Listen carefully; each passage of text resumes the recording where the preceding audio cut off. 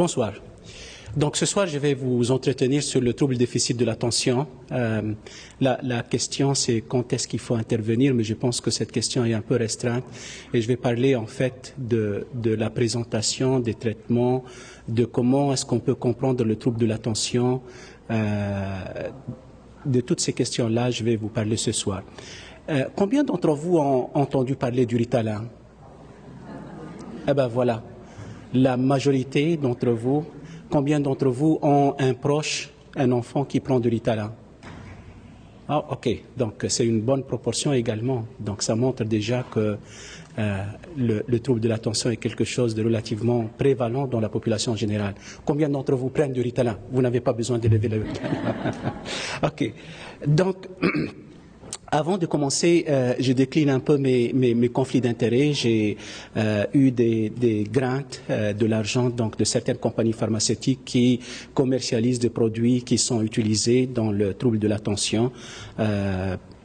Donc c'est important de le savoir, même si je ne veux pas parler spécifiquement de certains médicaments. Alors, la question principale, c'est l'attention. C'est quoi l'attention? Écoutez, je pose cette question-là à mes collègues psychiatres, à mes collègues neuropsychologues, et à chaque fois, j'obtiens une réponse différente. L'attention, c'est une fonction qui est relativement difficile à définir. C'est un peu comme le temps. On a posé la question, qu'est-ce que c'est le temps? Toute personne sait c'est quoi, mais personne ne sait le définir. L'attention, c'est un peu ça. Mais je vais essayer de vous orienter un peu sur quoi l'attention. Vous savez que dans la vie quotidienne, nous sommes bombardés par de l'information qui nous vient de partout, de l'information qui nous vient du monde extérieur, comme de l'information qui nous vient de notre monde intérieur, de notre imagination, de nos représentations. Et donc, pour nous, êtres humains, c'est extrêmement important de pouvoir orienter notre activité, orienter notre conscience vers des tâches bien définies. Et donc, l'attention, c'est cette fonction qui est complexe. L'attention, c'est cette fonction qui est complexe et qui nous permet, en définitive, d'orienter notre activité et nos tâches vers un but bien spécifique et un but qui nous permet d'atteindre nos objectifs dans la vie. Donc, sur le plan neuropsychologique, l'attention va comporter un certain nombre de composantes, dont le plus important, c'est l'engagement de l'attention vers quelque chose. Donc, s'il y a quelque chose qui est important pour nous, notre attention va être focalisée, va être captée par cette chose-là. Donc, ça, c'est un élément important. Il y a également le désengagement des autres choses. Okay? Pour s'engager vers quelque chose, il faut également retirer notre attention de bien d'autres activités qui sont aux alentours. Donc il faut engager et il faut désengager.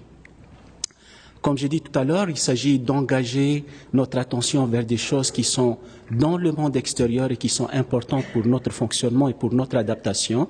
Par exemple, lorsque nous sommes au travail et qu'il y a une activité qui est importante à accomplir, c'est important d'orienter notre attention sur cette tâche-là et de laisser de côté les autres tâches. Mais quelquefois, vous avez un coup de téléphone et tout d'un coup, vous avez une autre tâche très importante qui vient. Donc, votre capacité de vous réorienter et de mettre des priorités est engagée à ce moment-là et ça fait partie de l'attention. Mais également, l'attention, c'est la fonction qui nous permet de filtrer les représentations intérieures, le défilement de nos pensées, les idées que nous avons. Nous sommes tout le temps également bombardés à l'intérieur de notre psychisme, de notre mental, par des idées. Et c'est important de filtrer quelles sont les idées importantes et quelles sont les idées qui vont nous permettre de résoudre des problèmes auxquels on fait face immédiatement.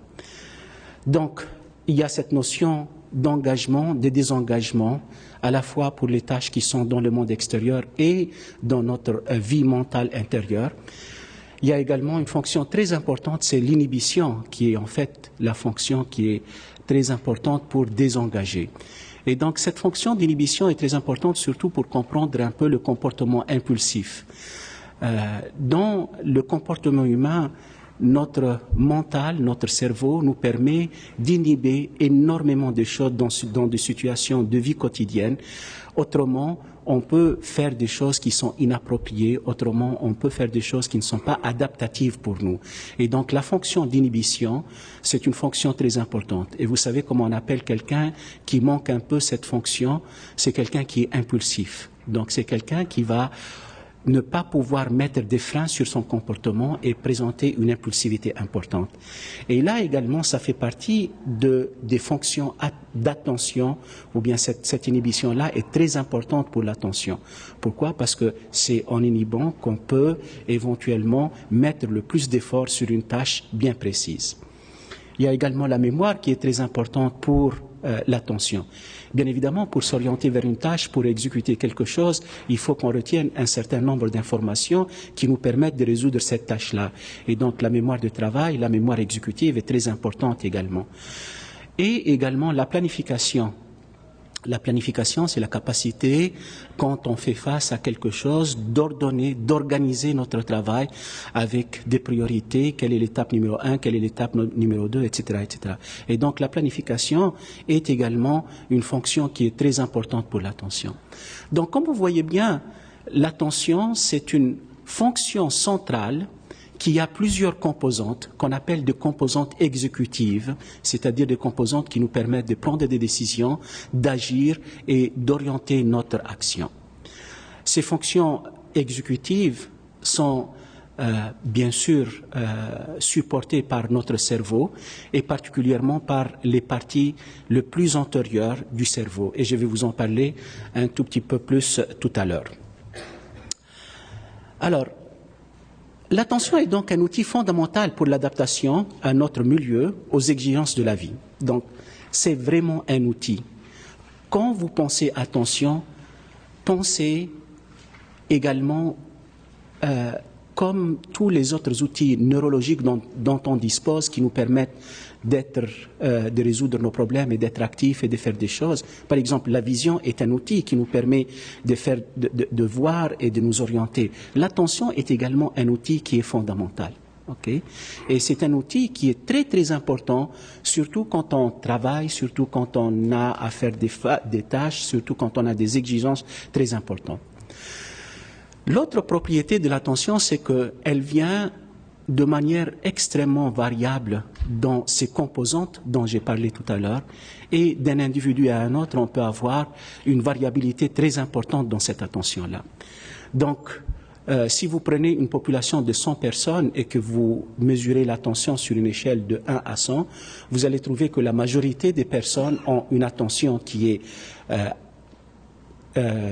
adaptative, qui est, on dit, normale, entre guillemets, mais vous allez avoir également un 5 ou un 10% qui vont avoir beaucoup de problèmes avec leur attention. Et donc, notre tâche ce soir, c'est de définir c'est quoi cette proportion de la population qui ont des difficultés d'attention. Et on parle de troubles de l'attention quand nos capacités d'adaptation sont dépassées.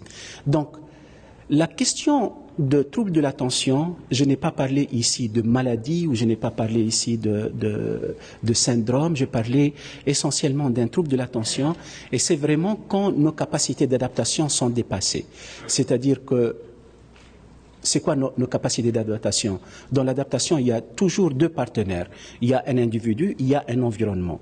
Et donc, il y a toujours une négociation entre l'individu et son environnement. Et c'est ce qui arrive quand les exigences deviennent très importantes, les exigences attentionnelles deviennent très importantes. La personne peut être en souffrance parce qu'elle n'arrive pas à faire face à ces exigences-là et elle n'arrive pas à s'adapter. Donc il y a une rupture de cette adaptation et c'est là où on a un trouble de l'attention avec ou sans hyperactivité et c'est là où il faut intervenir, c'est là où il faut probablement aider les personnes quand elles veulent de l'aide. Maintenant, cette notion de trouble de l'attention est rentrée dans la littérature médicale il y a à peu près un siècle. Ce n'est pas quelque chose de tout à fait nouveau. Depuis déjà 1903, il y a ce qu'on appelle un médecin dont le nom est Steele qui a décrit le trouble de l'attention. En fait, par la suite, ça a été considéré comme étant un minimal brain damage, c'est des dommages minimes au cerveau. Malheureusement, c'est pas vraiment une appellation qui est tout à fait correcte et elle ne traduit pas la réalité des choses. Et ainsi de suite, jusqu'à ce qu'on ait arrivé aux classifications les plus récentes et où le trouble de l'attention a été reconnu avec ses formes inattentives et avec ses formes hyperactives.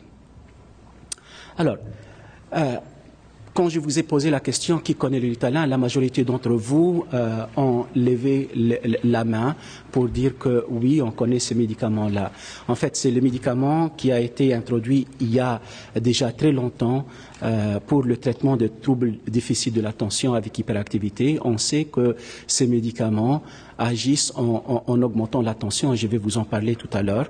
Mais tout simplement pour dire que le déficit de l'attention ne laisse pas les gens indifférents, parce que c'est une question qui est très discutée dans le public, dans les médias, dans l'Internet, dans les blogs. Si vous allez mettre le déficit de l'attention dans l'Internet, vous allez trouver plusieurs pages.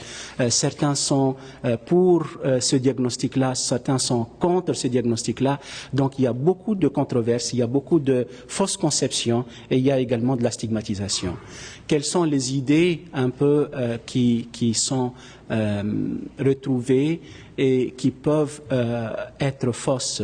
Par exemple, on peut qualifier les personnes qui ont le trouble déficit de l'attention comme cherchant de bonnes excuses pour ne pas travailler.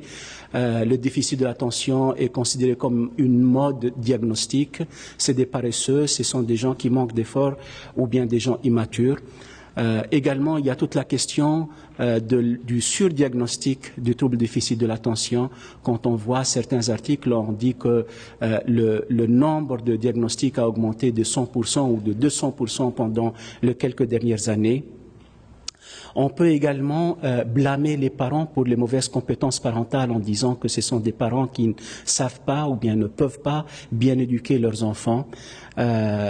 Donc, il y avait également la notion que le trouble déficit de l'attention disparaît spontanément à l'adolescence. Donc, c'est un trouble neurodéveloppemental qui disparaît à l'adolescence. On sait de plus en plus qu'en fait, oui, c'est un trouble surtout observé chez les enfants. Oui, c'est un trouble développemental dans le sens où les gens se développent et ils peuvent guérir ou bien ils peuvent ne plus présenter de troubles de l'attention à l'âge adulte, mais on s'aperçoit également qu'il y a une bonne proportion des jeunes adolescents et des adultes qui gardent les déficits de l'attention et ces symptômes à l'âge adulte peuvent avoir également un impact très négatif sur leur fonctionnement. On pense également que c'est un trouble essentiellement du sexe masculin. En fait, oui, il y a une surdominance masculine, surtout donc à l'enfance du diagnostic, mais il y a surtout des différences dans la présentation clinique du trouble de l'attention. Les garçons vont avoir plus tendance à présenter de l'hyperactivité, les filles vont avoir plus tendance à présenter de l'inattention. On pense que la réussite scolaire et atteindre un niveau d'études supérieures est incompatible avec le TDAH, avec le trouble déficit de l'attention. Non, c'est pas vrai. Il y a des professionnels, il y a des médecins, il y a des avocats, etc., qui ont un trouble déficit de l'attention. Donc, on peut effectivement arriver à des compétences très significatives et très élevées, tout en ayant un trouble de l'attention. Mais par contre, en général, les gens qui arrivent à ce niveau-là doivent mettre le bouchée double pour arriver. Et donc, quelquefois également, ils n'atteignent pas le même niveau que leur père à la même intelligence et au même travail. Et il y a également toute la question de l'abus de substances qui tourne autour de troubles déficit de l'attention, parce que certaines personnes pensent que les médicaments qu'on utilise pour traiter le trouble déficit de l'attention, donc qui sont les psychostimulants, sont des drogues. Et ça également, c'est une fausse idée. C'est vrai que les médicaments qu'on utilise pour traiter le déficit de l'attention sont quelquefois abusés par les personnes qui n'ont pas le déficit de l'attention, parce que ce sont des psychostimulants. C'est un peu comme par exemple la morphine, qui est un antidouleur extrêmement puissant, qui peut être extrêmement utile pour les gens qui ont une douleur très importante, et ça peut être dévié de son usage médical et donner lieu à des addictions. Donc ça, c'est quelques mauvaises conceptions qui tournent autour du trouble de déficit de l'attention. Alors, qu'est-ce que le trouble déficit de l'attention avec ou sans hyperactivité? C'est un trouble neurodéveloppemental, c'est-à-dire c'est un trouble qui est dû au fait que le cerveau se développe d'une manière légèrement différente de la normale, qui affectent les fonctions exécutives. Je vous ai parlé un peu des fonctions exécutives. Et ces fonctions exécutives sont l'inhibition des pulsions, également l'activité motrice, ça fait partie de ces fonctions-là. Et donc, c'est ça le trouble de l'attention. C'est vraiment un trouble neurodéveloppemental. C'est un problème chronique, c'est pas quelque chose qui va durer 1 mois ou 2 et qui va disparaître, mais c'est un problème qui est là. L'intervention médicamenteuse ou bien l'intervention psychosociale ou bien psychologique peuvent aider à contrôler les symptômes et dans bien des cas peuvent amener des rémissions, mais c'est un problème qui est durable. C'est une condition qui est hétérogène. Pourquoi c'est une condition hétérogène? Parce qu'en fait, les fonctions qui sont atteintes chez une personne et chez une autre ne sont pas nécessairement les mêmes. Et donc, on peut avoir une variabilité clinique très, très importante. On peut avoir des enfants ou bien des adultes qui sont essentiellement hyperactifs. On peut avoir des personnes qui sont essentiellement inattentives. Également, c'est un trouble qui est très hétérogène parce qu'on voit beaucoup de comorbidités, surtout des troubles neurodéveloppementaux qui sont associés. Alors, on peut avoir le trouble déficit de l'attention avec, par exemple, un Gilles de la Tourette, c'est la maladie des tics. On peut avoir un trouble déficit de l'attention avec des troubles de l'apprentissage. C'est très fréquent, les troubles de l'apprentissage, que ce soit des difficultés au niveau de la lecture ou bien au niveau des mathématiques. On peut avoir des troubles d'attention qui sont associés avec les troubles de l'opposition. Donc, en fait, cliniquement, quand on voit les enfants et quand on voit les adultes, on voit une grande variété de présentations. Mais le trouble de l'attention est un peu au centre de toutes ces pathologies. Donc, un élément important également, c'est que la recherche dans les 50 dernières années, à la fois pharmacologique, mais également l'imagerie cérébrale, la génétique, etc., nous ont permis de mettre le doigt sur un certain nombre de problèmes ou bien sur un certain nombre d'indices qui nous montrent qu'effectivement le trouble de l'attention est vraiment enraciné dans le développement du cerveau. Ce n'est pas seulement de la paresse ou bien de la mauvaise volonté, mais il y a des caractéristiques développementales qui font que ces personnes-là vont avoir beaucoup plus de difficultés que les autres personnes à s'adapter et à faire face aux exigences. Est-ce que c'est fréquent? C'est très fréquent. La prévalence dans la population générale des enfants d'âge scolaire est environ 6 à 9%.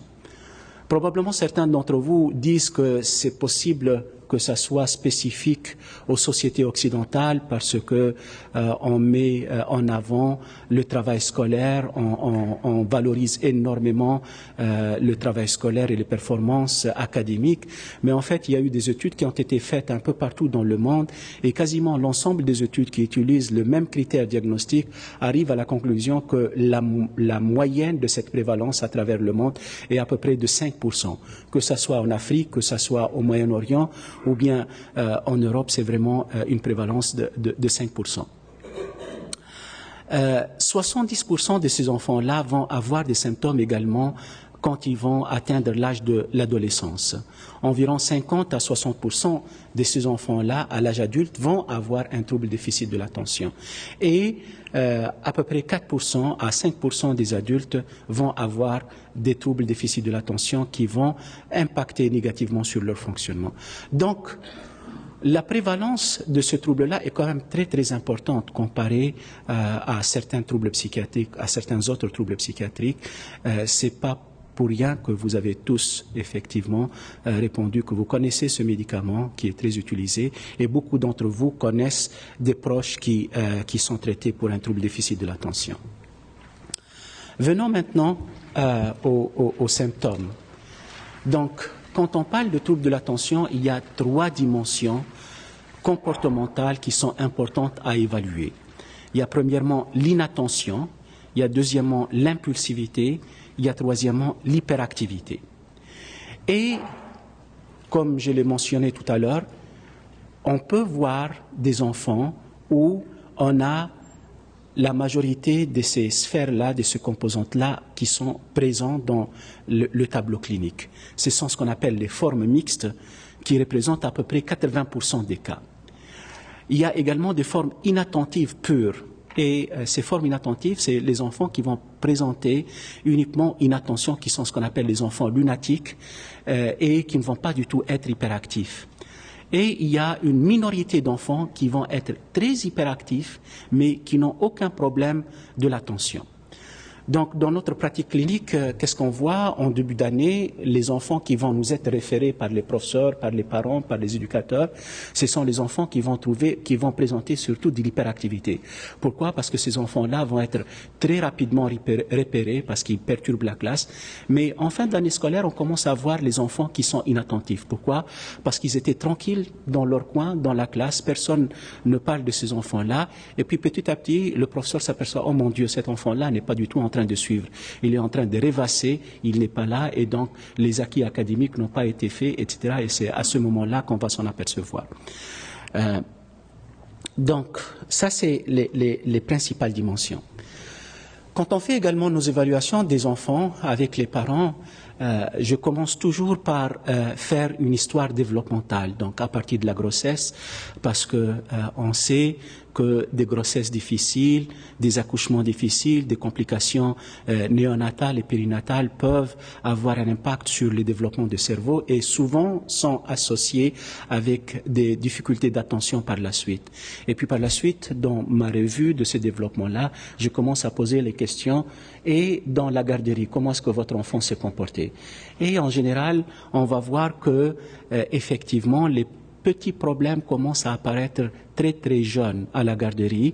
On va avoir des enfants qui vont mordre les autres enfants, qui sont un peu agressifs, renversant les choses, ayant une curiosité insatiable, n'a peur de rien, peut se mettre ou mettre les autres en danger, difficulté à se conformer aux consignes. Et puis parfois, c'est des enfants qui jouent avec une certaine vigueur, ne font pas leur sieste et restent très actifs et ne veulent pas se conformer aux consignes, des enfants obstinés, bruyants, interrompant les autres, faisant des crises de colère. Et déjà, à l'enfance et très jeune, on peut commencer chez certains enfants à voir des éléments de la perte de confiance en soi. Pourquoi? Parce que tout simplement, quand on a ces difficultés, qu'est-ce qu'il va y avoir? Eh ben, la gardienne de la garderie va dire, OK, va au coin, ou bien va blâmer, ou bien va avoir un certain retour négatif. Et l'enfant commence à être un peu mis à l'écart et quelquefois déjà la confiance en soi peut être touchée. Puis, bien sûr, vient la période scolaire. Et c'est là où on va commencer à avoir la majorité des références. Et c'est là où on va commencer surtout à traiter les enfants qui ont de l'hyperactivité. Le diagnostic actuel fait de sorte qu'on ne peut pas porter un diagnostic de déficit de l'attention avant l'âge de 7 ans. C'est un des critères diagnostiques. Mais par contre, on doit trouver des symptômes avant l'âge de 7 ans pour pouvoir porter un diagnostic. Là également, donc les symptômes qui vont être surtout rapportés, ce sont des enfants qui sont facilement distraits. Ce sont des enfants qui ont beaucoup de mal à se concentrer pendant longtemps sur leurs tâches. Ce sont des enfants qui vont avoir des visites fréquentes dans le bureau du directeur. Ce sont des enfants qui sont perçus comme immatures, ne veut pas ou ne peut pas accomplir les tâches à la maison, prédisposés aux accidents, n'attend pas son tour dans le jeu, donc perturbe les jeux. Parfois, il perturbe souvent la classe, interrompt souvent les autres et impose sa présence. Également là, on va commencer à voir avec les visites dans le bureau du directeur, avec les réprimandes, avec toutes avec les devoirs qui ne sont pas faits, etc. L'enfant commence à avoir encore un coup sur l'estime de soi. L'adolescence, ça continue. Donc, ce sont des adolescents qui vont avoir cette tendance à procrastiner. La procrastination est un symptôme assez important de troubles déficit de l'attention chez les adolescents. Remettent tout à plus tard, font tout à la dernière minute à la hâte, incapables de travailler de manière autonome, incapables d'attendre pour obtenir satisfaction. Et là, quelque chose d'important va apparaître, surtout en lien avec l'impulsivité. Les jeunes adolescents vont avoir leur permis et Avec cette impulsivité-là et avec les troubles de l'attention, l'hyperactivité, qu'est-ce qu'il va y avoir? C'est la vitesse au volant. C'est quelquefois le conduite en état d'ébriété. Les relations sexuelles non protégées, également l'impulsivité. Quand on est dans des situations d'urgence comme ça, on peut ne pas se protéger. Et l'abus de substances, donc la tendance à aller prendre des drogues qui va être favorisée par l'impulsivité. Parfois, peuvent ressentir une certaine agitation. Comme je vous ai dit, l'hyperactivité va avoir tendance à diminuer avec l'âge et à la place de l'hyperactivité, on va avoir surtout un sentiment d'agitation interne, apparemment peu préoccupé de sa propre sécurité, donc blessures et accidents, difficulté au conflit avec l'autorité, beaucoup d'opposition. Et le trouble oppositionnel, l'opposition est quelque chose également qui vient avec le déficit de l'attention. Je vais vous en dire un mot tout à l'heure. Faible estime de soi, là également, ça va encore la boule de neige continuer à s'accumuler et les personnes vont avoir des difficultés à équilibrer leur estime d'eux-mêmes. Mauvaise relation avec le père. Si on est impulsif, si on a tendance à réagir de manière violente, etc., on peut perdre ses amis. Difficultés d'apprentissage et récompenses et punitions ont habituellement peu d'effet chez les adolescents. Alors bien sûr, la population particulièrement, une population particulière, c'est les jeunes qui sont aux études. Donc c'est la mauvaise gestion d'études, c'est les devoirs qui sont rendus à la dernière minute, c'est la mauvaise organisation, le rendement scolaire qui va en souffrir, les sprints d'études juste avant les examens, les nuits blanches juste avant les examens. Pourquoi? Parce que on ne sait pas s'organiser, on ne sait pas se préparer à l'avance, on ne sait pas utiliser son temps de manière judicieuse. Et les comorbidités dont on a parlé tout à l'heure, l'abus de substances, les troubles de l'apprentissage et l'estime de soi, les échecs vont finir par se développer en dépression, en vraie dépression. Donc on peut voir beaucoup de dépressions qui sont en fait les résultats de toute cette amalgame de phénomènes qui se sont passés dans la vie d'un individu. Chez les adultes, l'hyperactivité apparente diminue beaucoup, donc on ne voit pas cette hyperactivité, mais les adultes vont avoir surtout un sentiment d'agitation interne, manque d'organisation, difficulté à établir et à maintenir les routines, manque de discipline, des oublis fréquents, les clés, etc., difficulté à clarifier les idées, l'impulsivité, les performances qui sont nettement sous le potentiel de l'individu et l'instabilité des personnes qui vont changer énormément de travail sur un coup de tête, il va changer d'emploi, souvent en retard également, donc ils vont avoir des difficultés avec leur patron. Les relations interpersonnelles, surtout les relations conjugales, vont en souffrir parce qu'il y a beaucoup de conflits à cause de cette impulsivité et à cause du manque d'organisation. Et là également, faible estime de soi qui va quelquefois se développer en dépression. Donc, à travers cette revue assez rapide des présentations globales de troubles déficit de l'attention à travers les âges, on voit que ce qu'on observe initialement au début de la vie, c'est surtout l'hyperactivité qui va être apparente et qui va attirer l'attention. Quelquefois, les mamans me disent que dans mon ventre, il était déjà hyperactif. Donc, je sentais l'hyperactivité déjà quand il était dans le ventre. Et puis, par la suite, vers l'adolescence, c'est surtout l'impulsivité qui va prendre le dessus. C'est surtout l'impulsivité qui va être observée cliniquement et qui va être problématique pour les jeunes adolescents, causant quelquefois des problèmes sérieux. Et puis, par la suite, à l'âge adulte, c'est surtout l'inattention, la difficulté de s'organiser, la difficulté d'orienter notre attention vers les tâches.